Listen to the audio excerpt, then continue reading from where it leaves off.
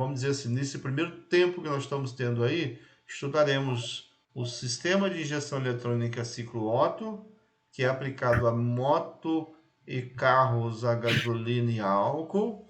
E temos ainda, vamos estudar um pouco sobre o sistema de injeção eletrônica diesel, né?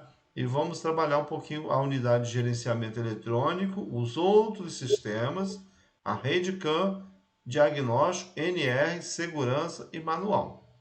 Isso aí, não podemos abrir mão dessa lógica que existe aqui no nosso material.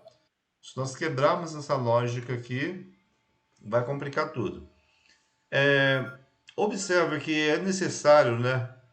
É necessário que todos vocês tenham conhecimento de que o sistema, que todo, conhecer, né, que todos os sistemas que interagem por meio do gerenciamento eletrônico do veículo, ou seja, tudo aquilo que está conectado no veículo, tudo aquilo que está sendo trabalhado ali no momento que a moto está em funcionamento, né?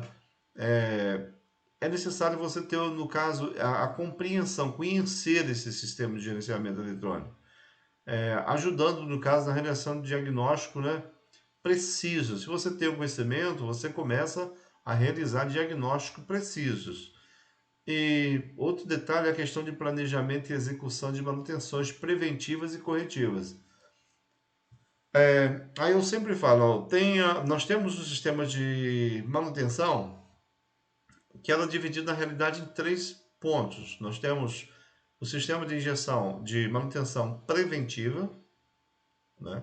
É aquela que você vai estar prevenindo, é aquela regular, que é troca de óleo, verificar pastilha de freio, verificar, no caso, os discos de freio, verificar rolamento, né, verificar o pneu, verificar a corrente, o estado, buchas, caixa de direção, cabos, né, de conexão, se não existe vazamento, isso tudo são, no caso, conhecido como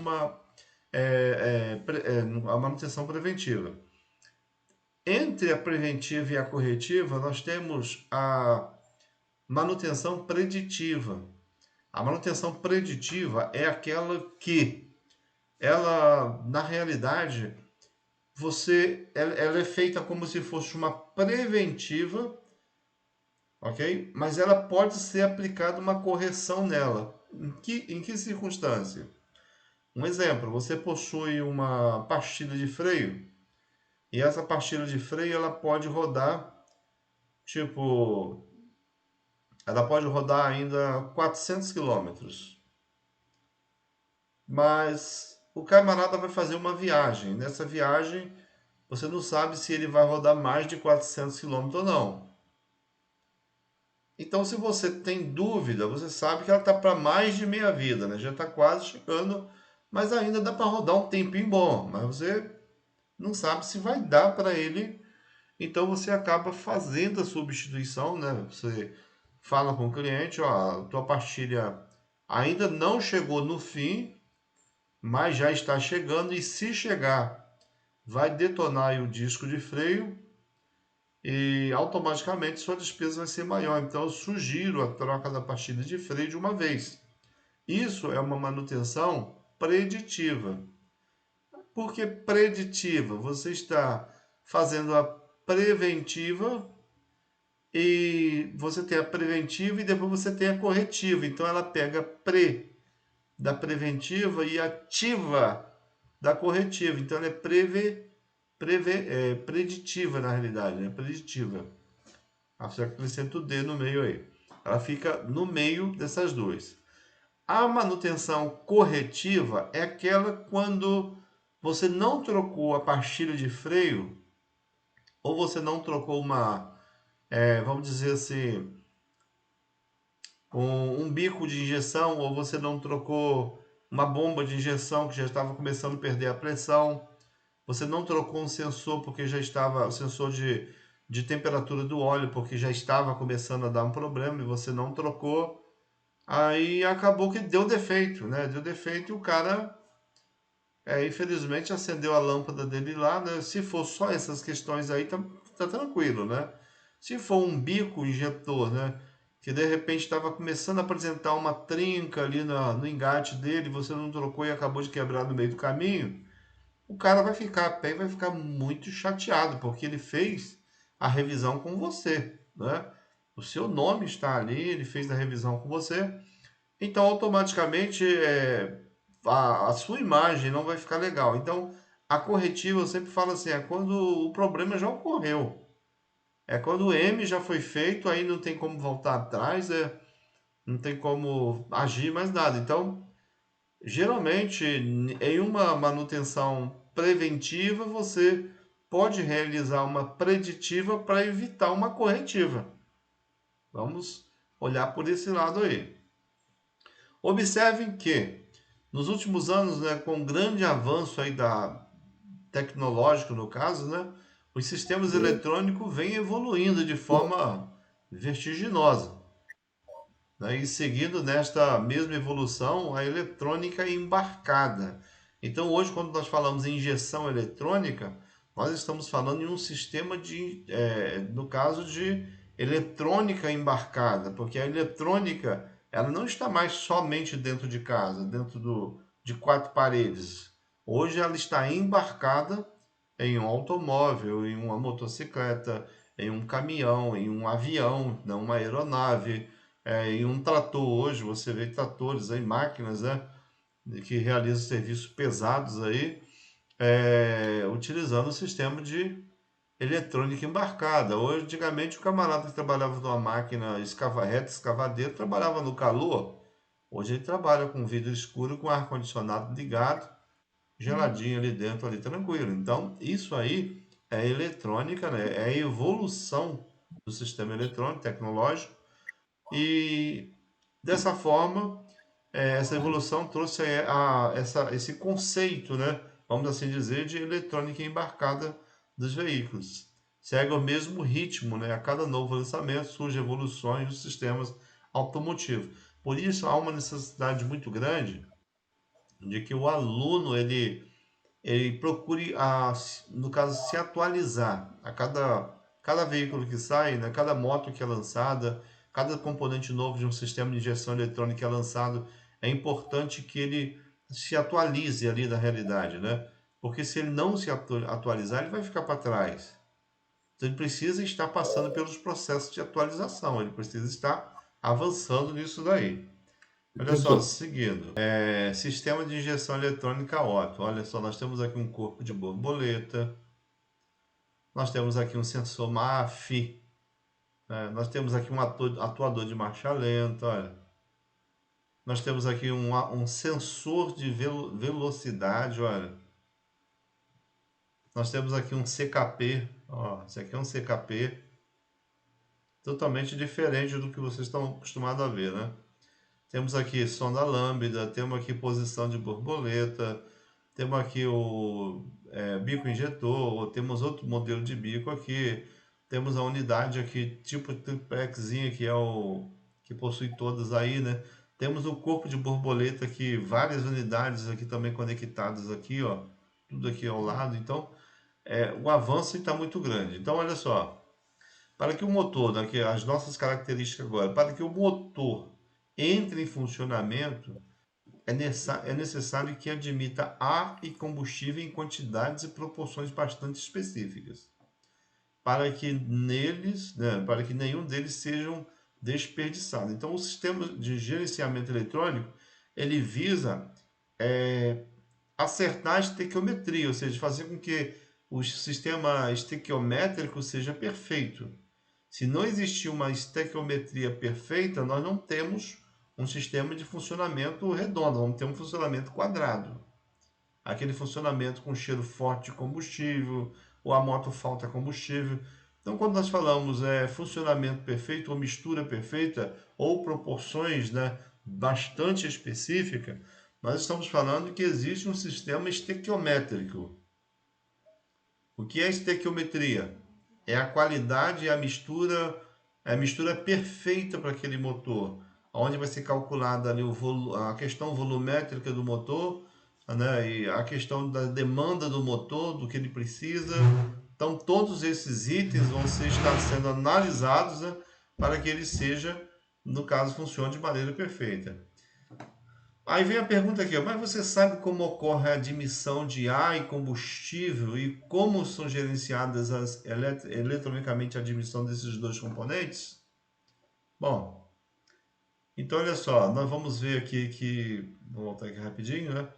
Primeiro, identificar, né, ao final dessa conversa nossa, nós deveremos, vocês, no canal, ao final desse pequeno curso nosso, né, você deverá ter adquirido conhecimento para identificar, para fins de diagnóstico, sistema a ser reparado, saber o que precisa ser realmente reparado, identificar os princípios básicos de funcionamento do sistema, identificar os princípios da mecânica aplicada ao sistema. Então, isso aí são fatores, né? 2.2 vem o funcionamento. O sistema se baseia em um microprocessador, né? Então, você tem ali, na realidade, a unidade de gestão, ele é um microprocessador, ele vai processar. Ele processa valores analógicos e valores digitais que chegam até ele e transformam isso em volts, em corrente. Então, olha só, esse microprocessador que faz todo o gerenciamento do motor, controlando seu funcionamento de forma mais adequada possível. Esse sistema veio substituir convencionais sistemas de alimentação por carburador e ignição eletrônica transistorizada. Então, hoje nós não temos mais essa questão, a moto de injeção, estou falando de injeção mesmo, tá? O carro e a moto que possui uma injeção complexa, aquela que não tem mais o CDI, ela tem já o CDI acoplado na injeção eletrônica. Ela é um sistema não mais transistorizado, isso aí acabou. Ela é um sistema totalmente diferente. Então acabou hoje o carburador, né, e acabou o sistema de injeção eletrônica transistorizada ou capacitiva. Isso aí já não existe mais. Isso significa que o mesmo, né, que a unidade, no caso, né, ela mesmo cuida de todos os processos térmico do motor, como preparação de misturar mais combustível e a sua queima e a exaustão dos gases. Ou seja, ele faz todo esse gerenciamento aqui, ó. Ele vai estar analisando, né, o processo térmico do motor. O que seria o processo térmico do motor? A questão da temperatura do motor.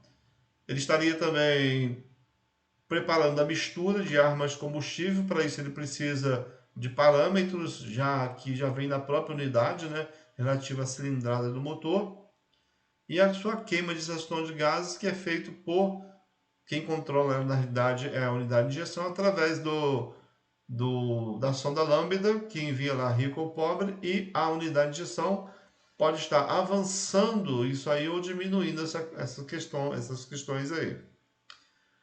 Para que seja, né, para que isso seja possível, o microprocessador, que é a unidade, na realidade, de injeção, deve processar as informações de diversas condições do motor, como temperatura.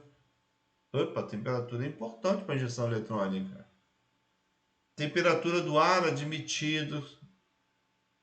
Por que você tem lá o sensor Tripex? Porque é necessário você saber a temperatura do ar que está sendo admitida. Só para vocês terem ideia, nos motores a diesel, que possuem sistema de turbina, né? Os motores turbinados, seja diesel, seja motor ciclo Otto, ciclo diesel, qualquer um dos dois. Todos eles que possuem sistema de turbina, o que a turbina faz? A turbina reaproveita a saída dos gases ali da descarga para fazer o quê? Para rodar, girar uma turbina, e essa turbina vai fazer com que o ar externo seja comprimido de forma mais rápida, né, para dentro da admissão. E com isso o ar ele acaba indo quente, e um ar quente ele ultrapassa o limite normal e pode acontecer que a queima ocorra antes mesmo do pistão chegar no ponto de explosão, porque você tem lá um pistão que está fazendo lá um movimento de admissão, depois ele comprime, está comprimindo, quando ele chega em cima comprimindo, no ponto máximo superior ocorre a explosão. Quando ocorre a explosão, ele é lançado para baixo, né, fazer a movimentação do eixo motriz e sobe novamente para poder jogar os gases para fora. E quando ele desce, ele começa o ciclo novamente de admissão. Então é um ciclo constante. Então, para que isso aconteça, né, para que isso funcione perfeitamente, essa explosão quando o pistão só pode ocorrer quando o pistão já está lá no máximo. Quando o ar entra muito quente, pode acontecer que o motor também já estando muito quente, antes do pistão chegar lá em cima, a mistura já explode. Se uma mistura explode com o pistão antes de chegar lá em cima, ele desce sem força. Então o motor ele fica aquele motor fraco, aquele motor sem força. Por quê? Porque a explosão não ocorreu no ponto morto superior. Ela ocorreu abaixo do ponto morto superior. É como se fosse um motor fora do ponto. Então isso aí vai fazer com que o motor não funcione perfeitamente, né? Então vai ter uma pré-ignição, vai ter algum problema parecido. Então, para esses casos, são instalados nesses modelos de injeção eletrônica, motores que possuem turbina, são instalados intercoolers, no caso, que fica na frente do radiador, que esse ar que é admitido pelas turbinas passa por esse intercooler para refrigerar, para então entrar para o motor na temperatura ambiente. Senão o motor não funciona redondo, não funciona 100%. Por mais que você tenha uma turbina, por mais que você tenha tudo funcionando, olha só que coisa boba, né?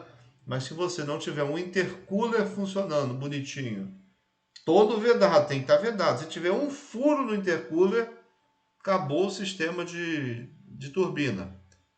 Porque quando você tem um motor de turbina, quando você acelera, a mangueira que está ali no intercooler que vai entrar para a admissão, ela tem que inflar. A pressão de ar é tanto que ela infla. Ela chega a dar aquela abertura. Isso é sinal que está entrando no ar com pressão, está sendo comprimido o ar. Quando tem um furo no intercooler, você acelera, a mangueira permanece quieta. Já é um diagnóstico que estou passando para vocês. Se alguém chegar para vocês com um veículo, seja carro, seja lá o que for, e falar assim, poxa, é um veículo que possui turbina, mas o carro não anda, o carro ou o motor não tem força não. Você bota a mão na mangueira que entra na admissão, que sai do intercooler e entra na admissão, pede ele para acelerar. Se ele acelerar e a mangueira né, não aumentar o volume, porque ela cria um volume de ar ali dentro tão grande que ela incha, né? Ela incha como se fosse estourar. Então, se isso não acontecer, é sinal que você pode falar, ó, tem algum vazamento de ar aí no sistema de turbina, então tem que fazer a correção. Já é uma forma aí de vocês estarem conhecendo, né? Olha como que eu vou passando aí o conceito para vocês automaticamente.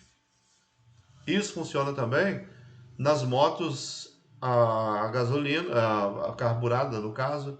Se você tiver uma falha no sistema de coletor de admissão, você vai ter um problema de funcionamento. Injeção eletrônica, se você tiver o coletor também não estiver vedando legal, você não consegue fazer uma marcha lenta. A moto vai trabalhar toda irregular se ela tiver com falha nessa parte aí. Então, todos esses itens aí é bom estar atentos a isso aí, né? Geralmente eu falo assim, numa manutenção de corpo de borboleta, aproveita, tira o coletor de admissão, troque as borrachas, né, aquelas vedações ali, coloca tudo novinho, bonitinho, para que não haja nenhuma falha. Vê se o coletor não está trincado, se não existe uma trinca, faça um teste. Uma moto que esteja funcionando irregular, né? Uma moto de injeção eletrônica. Você deu partida nela, ela está dando a lenta, mas está balançando muito, está com aquela lenta doida. É fácil, pega um pouquinho de gasolina em um spray, né? Tipo um sprayzinho, vai no coletor, joga um pouquinho de gasolina no coletor, só um pouquinho, longe da vela, pessoal, tá? Joga ali um cadinho assim. Se você sentir que o motor cresceu, é porque ele está puxando gasolina pelo coletor. Tem algum buraquinho ali, porque ele puxa mesmo, tá? Se você jogar gasolina em volta, não uma seringuinha, pega uma seringa daquela de insulina bem fininha, vai no coletor, dá um jatinho em alguns pontos, vê se o motor vai crescer quando você joga. Se o motor crescer, é sinal que você tem ali um coletor, é, no caso, com uma entrada de ar falsa. Por isso que está, quando você joga, ele pega gasolina, o motor sobe, depois desce porque já queimou, né? Aquele combustível ali. Então, a temperatura do ar admitido, a pressão interna do coletor de admissão, a rotação. A pressão interna do coletor, foi o que eu acabei de falar.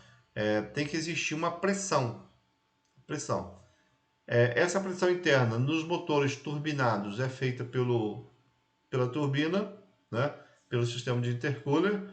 E nas motocicletas e nos motores ciclo-Otto que não são turbinados, ela é feita pela medição, aferição do sensor de pressão atmosférica, né, que fica junto com o sensor triplex.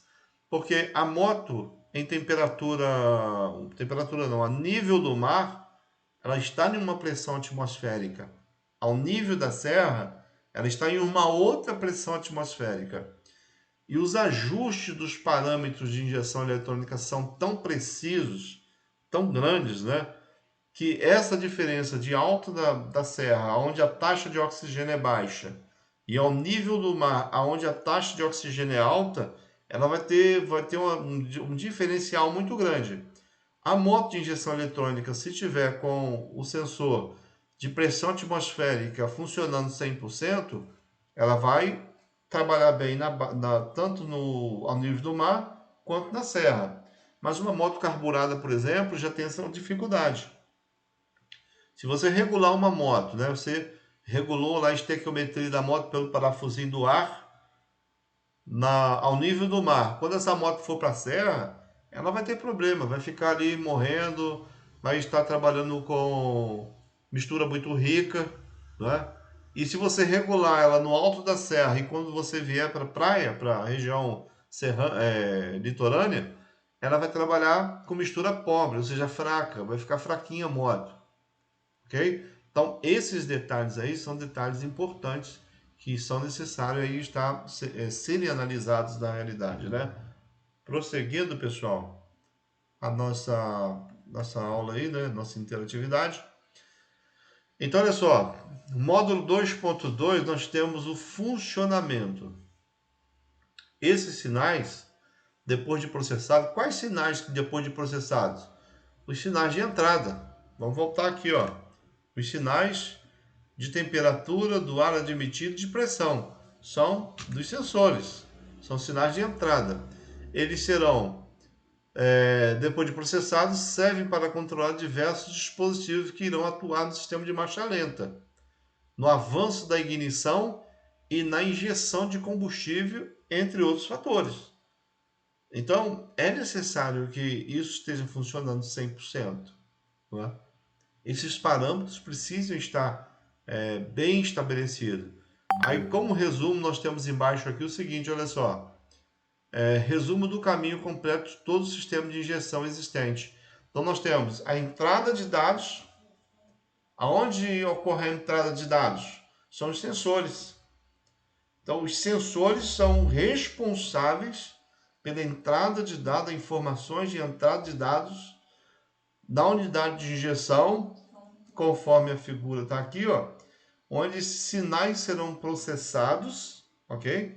Serão processados e saída de dados. Essa saída de dados são onde os sinais serão trabalhados pelos atuadores, que são os bicos-injetores, bomba de combustível.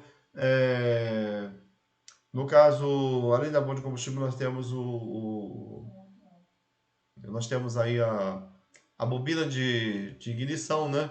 Etc. e tal. Então, esses fatores aí são fatores importantes, é necessário estar atento a essa questão aí desses parâmetros, né? Vamos imaginar, sistema de entrada, né?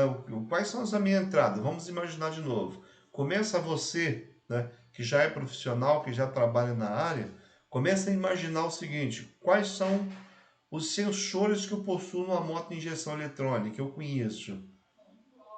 Você vai começar a ver, né, vários sensores aí na realidade, né, sendo trabalhados aí, sendo atuados, que vão estar enviando esses sinais aí para o sistema no caso da unidade de injeção, da UC.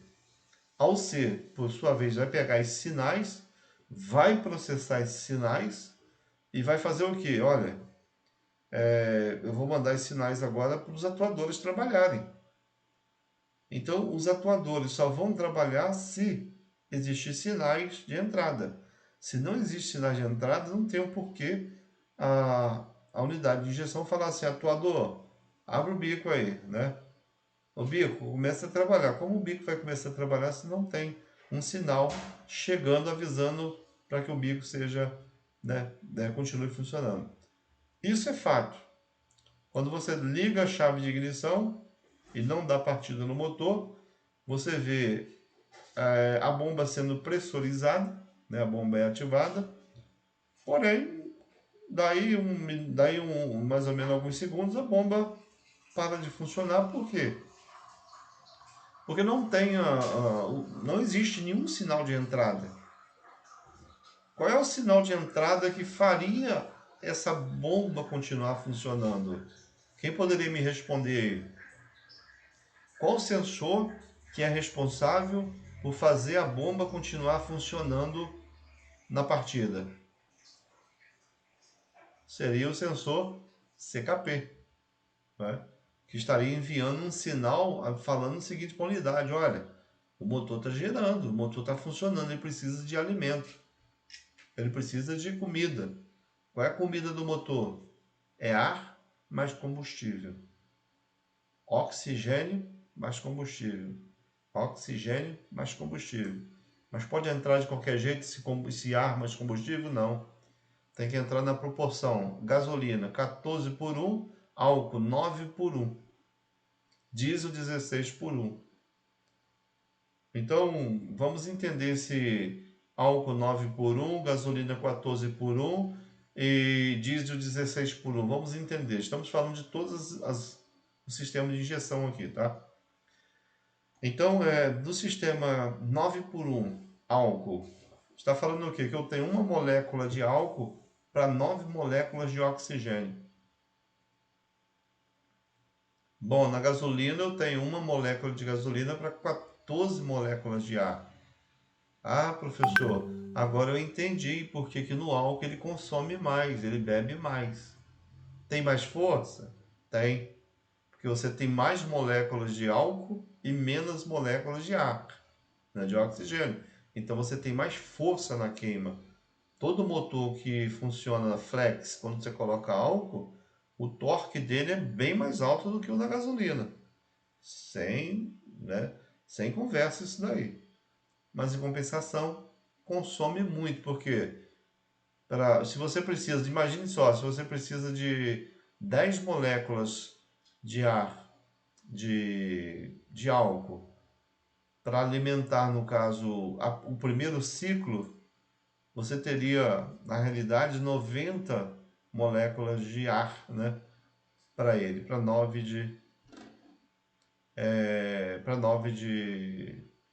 no caso de álcool. O da gasolina já seria diferente, você teria 10 moléculas vamos dizer assim, 10 moléculas de gasolina, na compensação, você teria 140 de oxigênio. Olha só, você tem mais ar do que combustível. Na gasolina você tem mais ar do que combustível. No álcool você tem mais ar do que combustível, mas porém a proporção de combustível é mais alta com relação ao álcool. Por isso que o álcool gasta mais do que a gasolina. Aí o diesel, porque o diesel é econômico, é 16 por 1. É mais econômico do que a gasolina, né? 16 por 1. Enquanto você tem uma molécula de diesel só, você tem 16 de ar. Então é muito mais econômico isso daí. Continuando, pessoal. A entrada de dados, né, corresponde aos sinais capturados do motor, como temperatura, pressão, rotação, etc, né? Nós temos vários itens aí. Após o processamento, né, desses sinais, os sinais aí foram processados, esses sinais vão sendo enviados para o controle de diversos dispositivos do sistema. Aí nós falamos que são sinais de saída. Agora iremos substituir a figura anterior por essa que está aqui, ó. Você tem sensores, unidades de comando e atuadores. Está fazendo alusão, né? Está fazendo alusão àquilo que eu falei lá atrás, anteriormente. Como podemos observar, os sensores são os elementos responsáveis pela coleta dos dados dos motores. Esses dados são enviados à unidade de comando, onde são processados. Por fim, a unidade irá controlar o funcionamento dos atuadores para que o motor funcione 100%.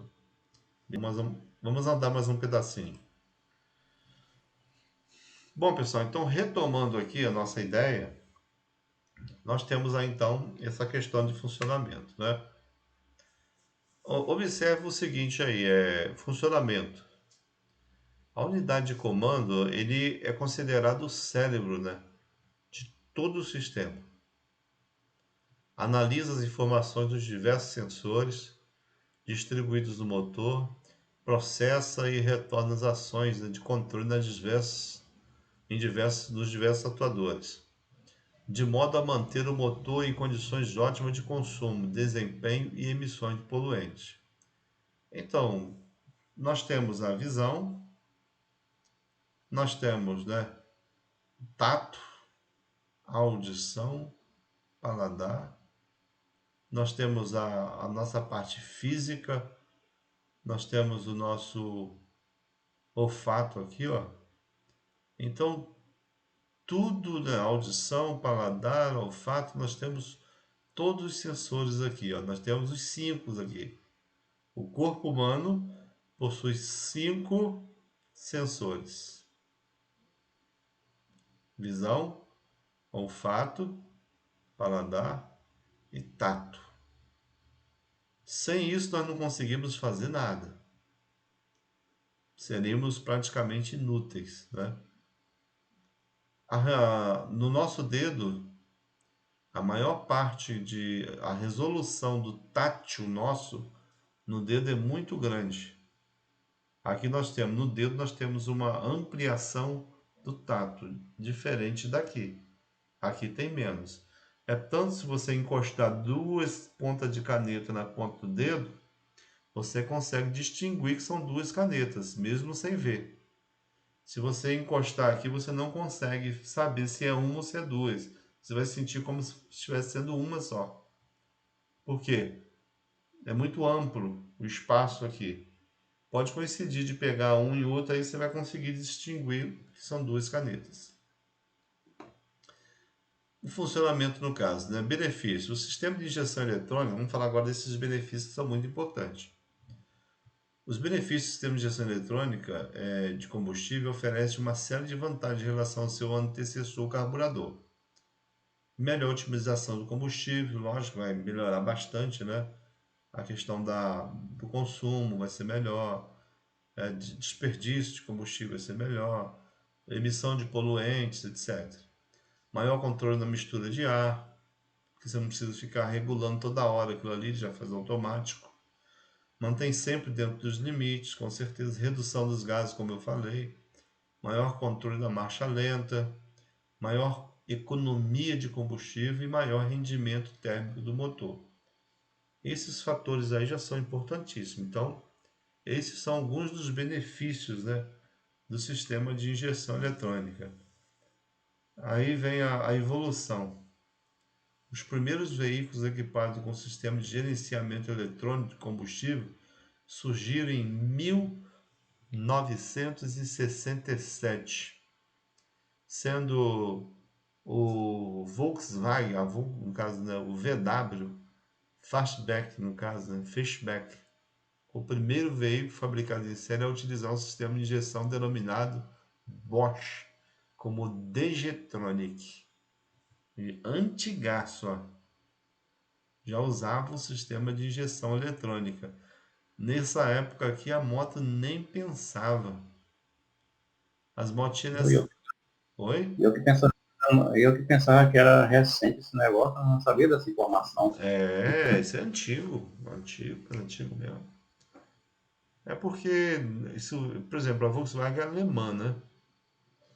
Então os alemães saíram na frente, os americanos saíram na frente, os americanos saíram na frente com dois fabricantes, que são, no caso, a Ford e a Chevrolet. Ford e Chevrolet são americanas. Você tem a VW, que é alemã, também avançada, e as outras vieram depois, né? Vieram depois. Por mais que a gente fale assim, o Japão é. O Japão depois que foi ver isso daí. Então, olha só, utilizado na sequência pela Porsche, pelo Porsche, né? Pela Mercedes-Benz e outros fabricantes tratavam-se de sistemas analógicos. Olha só, sistemas analógicos muito simplificados comparado aos sistemas mais atualizados no caso. Porém, de uma grande inovação. A evolução, basicamente, né? A construção física do motor foi alterada com o sistema de injeção, lógico. Antigamente você tinha um sistema carburado, totalmente diferenciado e tal. Agora você tem um sistema de injeção eletrônica, você pode até diminuir o tamanho e o peso do motor, porque é tudo, né, calculado dentro daquela simetria correta. Então o motor continua funcionando com os mesmos princípios de um sistema de carburador com ciclo mecânico quatro tempos, onde ocorre a admissão, compressão, explosão e escape dos gases.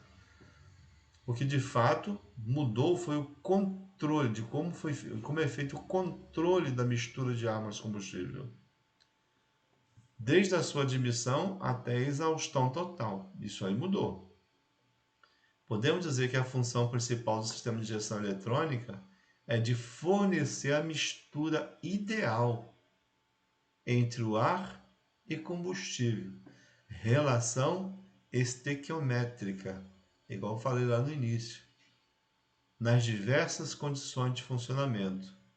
Sabemos que para se queimar uma massa de 15 quilogramas, perdão, de ar, são necessários 1 quilo de gasolina, ou 15 por 1. Na realidade, com a gasolina ruim hoje que está, é 14 por 1. Para uma massa de 9 quilos de ar, 1 quilo de álcool, ou 1 litro de álcool, ou 9 quilos de ar. Então nós temos aqui a massa de ar. Temos aqui uma massa de combustível, né? Massa de combustível, e aqui a nossa massa de álcool. 2, 3, 4, 5, temos 15.